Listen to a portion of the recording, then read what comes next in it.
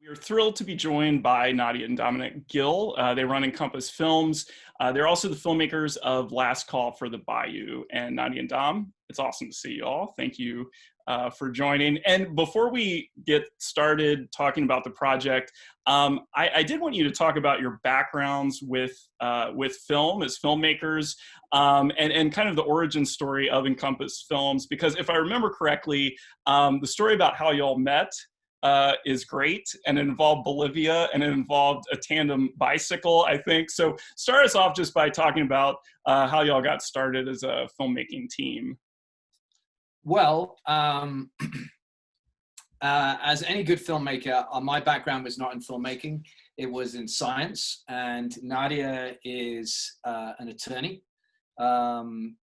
Not practicing anymore, thankfully, but we met in the middle of Bolivia. As you correctly remember, I was cycling a tandem bicycle alone from Alaska down to Argentina, picking up strangers on the back and trying to make my first documentary. I had no real reason to believe that it would be any good, but I thought it would be a good adventure, even if I failed. I arrived in Bolivia fairly malnourished, having not spoken English for quite some time, and I heard a pleasantly loud American female voice in a tiny village square, and sort of found my way towards it. And Nadia and I shared 3 or 4 hours in this tiny village square, just on the edge of the biggest salt flats in the world, Uyuni. And then we went our separate ways. But the clincher, the sort of clutch piece of information in the story is a week and a half later, I arrived even more malnourished in a small town called San Pedro in the desert of Chile. And Nadia had left me a care package chock full of Trader Joe's snacks and a book and a map of the stars. And that is how she sort of scribed herself in my memory, and we kept in touch. That's very sweet. And I guess we started Encompass Films because 2 years later, Dominic wrote me an email asking to sleep on my couch because, basically when you're poor, a poor filmmaker, you want to sleep on a lot of people's couches when you travel. And I was like, okay, that guy was interesting and weird, but nice, and like a good person. And so I was like, okay. And then I pretty much invited myself onto his next project because it seemed more interesting than being a lawyer. And then we got married and started Encompass Films. And the rest is history. Yeah. We didn't get married for a green card. No. Either, but it was useful. Well, that was my next question. Well, are you legal? Well, so what took you all then to Louisiana? How did the series to Last Call for the Bayou? It's a series of films, and you're profiling 5 very unique individuals, but they are similar. They all have their lives are affected by the coastal erosion, the land loss there. So what took you all down to Louisiana, and how did this start? Well, Encompass Films, because of really my background, made its way initially through sort of adventure sports, adventure travel, adventure film. So even though gradually over the years we've broadened our boundaries of what kind of stories we tell, and obviously I'm interested in telling more environmental and biological science stories because of my background, we still, certainly then when we began that, were very much anchored in adventure and sports. And so by way of a conversation with another filmmaker, we actually caught wind of Ben Depp, who is one of the 5 characters and is a paraglider, using his wing as a way of taking these hauntingly beautiful landscape photographs of the wetlands.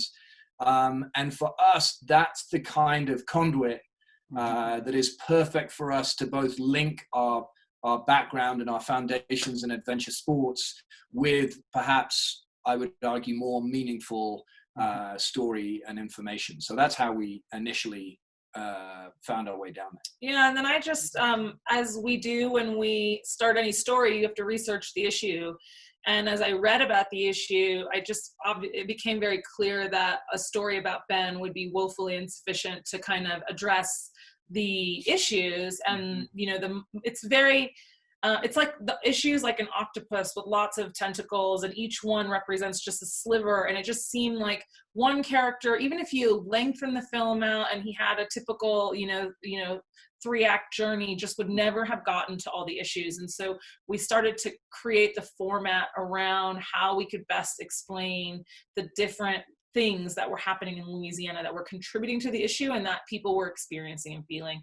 And from there, we went out and very purposely looked for characters that really could help elucidate, what was going on from that point of view of those Louisianans.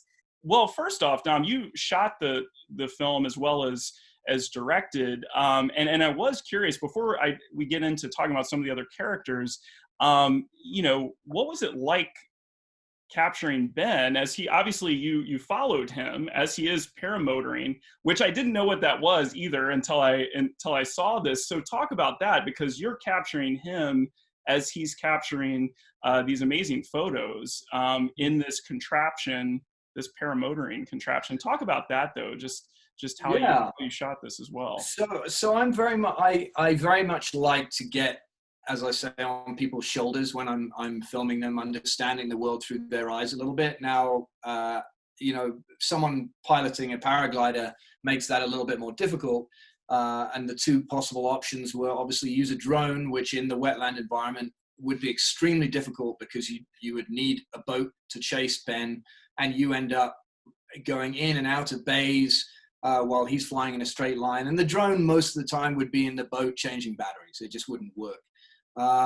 So instead, I thought the only viable option and the much more human feeling option would be to go up in a tandem paramotor, so have someone else pilot it and film him from there. And therefore, I'm not only experiencing the journey in a similar way to him, but I can also stick with him. So the practicalities, while it seems like there's a lot more infrastructure involved, it's actually a lot easier. But the benefit for me, really, most importantly, was I could take a nice camera up there and film something that didn't look robotic. Yeah. Well, it's amazing views, and this was the first, one of the films, A Wing and a Prayer in the series. And then Nadia, you mentioned, you described it as kind of an octopus and tentacles. I mean, all of these stories are very interesting, and it illustrates, different points of view. You're also illustrating, though, how complex a lot of these issues are. And I was thinking specifically about the two stories, one of Alex Kolker, he's a coastal geologist, focused on restoration, as well as Gleason Alexis, who's the oysterman. And it's interesting to hear Alex talk about kind of this hopeful restoration and bringing land back, to then see Gleason's story saying, well, this solution actually is affecting my livelihood as a fisherman. So talk a little bit about those two different stories and kind of their two different points of view as well.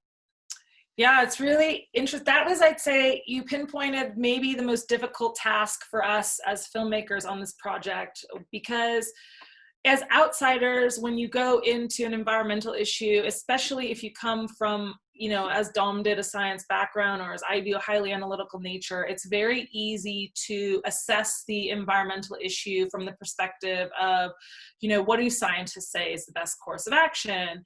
But when you start talking to people on the ground, you realize that they have important knowledge to tell you. And it may not be about, the exact science or data that you're going to use to analyze, whatever issue is at stake, but it's qualitative and it's experiential in a way that deserves being honored for its own, its own importance.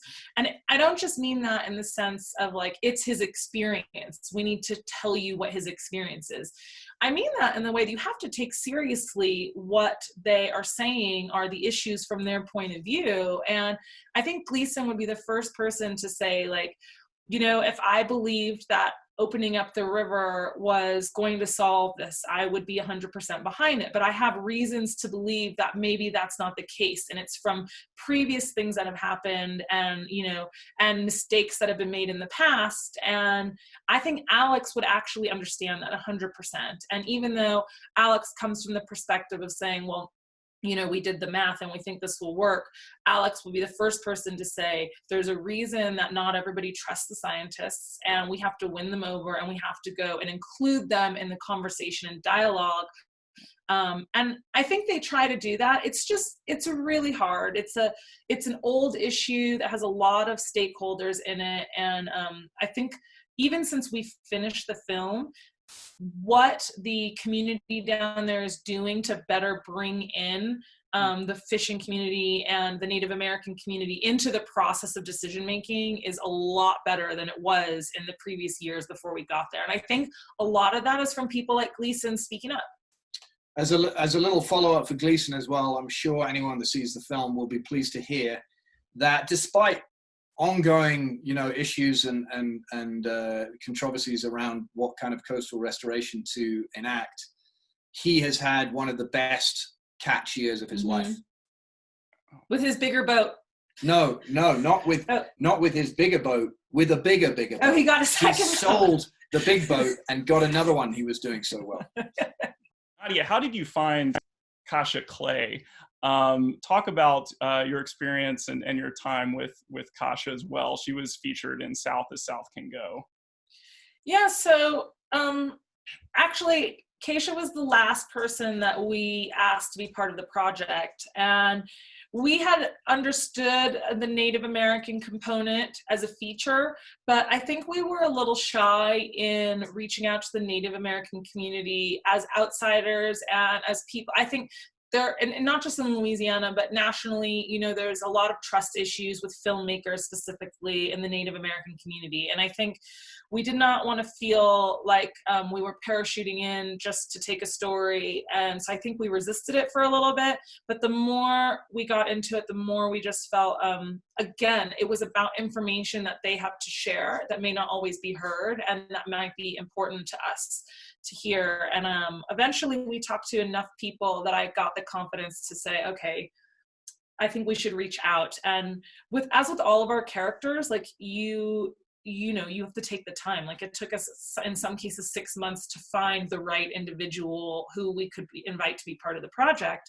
And it was through that I think eventually we found Kasha, and she said, yeah, I think we have something to share too, and I would like to be part of the project. Last but not least, too, I did want to ask you about the Duck Queen, self-appointed Duck Queen, Albertine. So, what was your experience like with her? Your time? Loud. No, it was fantastic. Actually, Albertine, I need to call her back. She called me 3 days ago. You know, honestly, we could go down, we could move to Louisiana. Like, we loved it that much. We fell in love with our subjects and we talked to them regularly.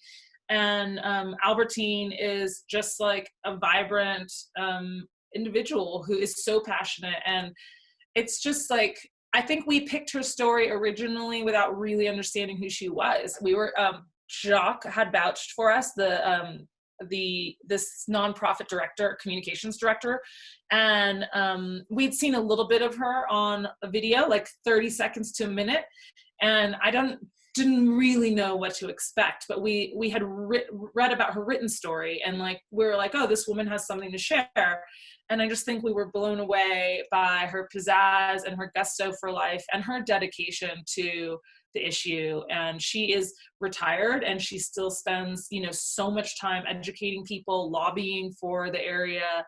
And we were just blessed again with another rich character to help, you know, invite audiences to see what's happening in Louisiana. And Albertine, as with all the other characters, but particularly the local Louisianans, and it's very clear to see which ones those are once you watch it. I think for me, only 50% of their job, as far as I was concerned, was to elucidate the viewer as to the concerns about the coast, and the other 50% is to elucidate the viewer as to the culture and the energy in that area. which Albertine did in spades.